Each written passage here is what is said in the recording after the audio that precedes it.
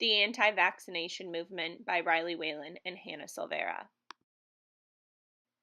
The anti-vaccination movement initially started because of a paper that was published in 1988 in the United Kingdom journal The Lancet. The paper stated that multiple children who had received the MMR vaccine showed signs of autism shortly after the initial vaccination.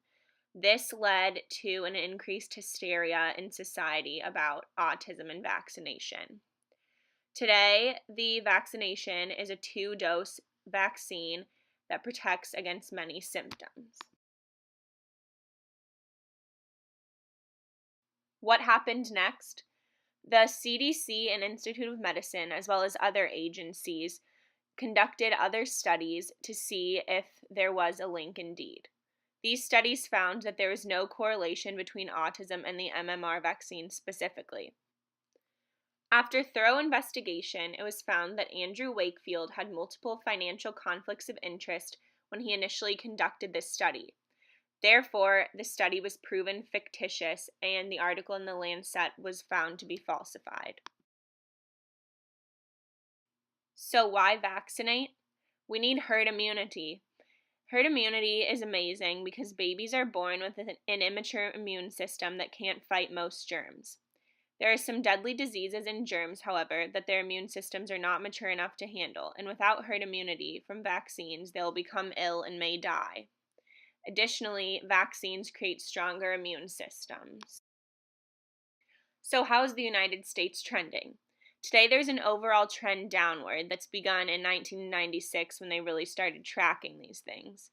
Today Tennessee is a great representation of how the United States is trending because of the new prevalence of the anti-vaccination movement.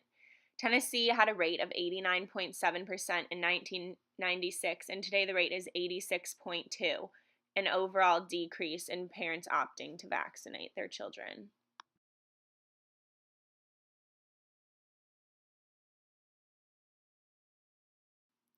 Today, vaccines protect children from more diseases than ever before, using fewer antigens, showing how far vaccines have come today, thus causing the child to get far fewer sticks, which helps the parents and the providers because the child's not as mad, and also creates more personal and herd immunity.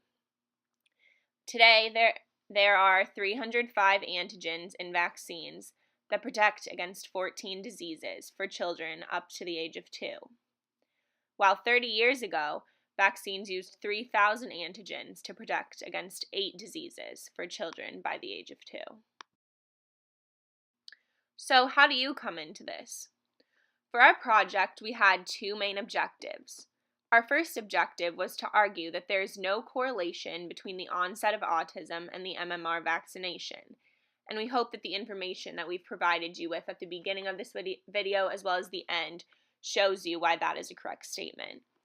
Second, we wanted to identify misconceptions in our society today regarding vaccinations, as well as the pros of vaccinating and the cons of vaccinating, because we understand that these are 2 very important factors in you as a parent or as a guardian in giving your kid a vaccination and whether or not you want to do it.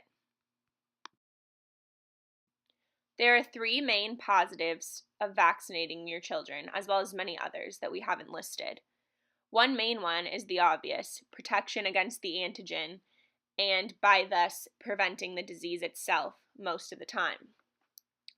Second, there's the creation of herd immunity, which is extremely important for those younger babies who are before the window where they can get vaccinated, since it's such a critical time for them. And third, we want to have improved immune system function, and this is what vaccines help with. For the MMR vaccine, for measles, the symptoms are pneumonia, deafness, and brain damage. For mumps, the symptoms are encephalitis, meningitis, and deafness. By the effectiveness of the vaccination, all of these symptoms can be prevented, which are much worse than one simple stick into your child's arm. There are 2 main cons of vaccination. First, the vaccine could possibly be ineffective at preventing the illness or disease. And second, The prevalence of the adverse vaccine reactions varies person to person. Some examples are itching, swelling, and increased body temperature. Therefore, nowhere in any of our research was a drawback or con of vaccination the onset of autism in someone. So why is this happening? The argument that vaccines are contributing to the increased prevalence of autism is the mainstay today. This is false because these people are using evidence from a corrupt study to support their argument. This was discussed earlier. This was a study conducted by Andrew Wakefield.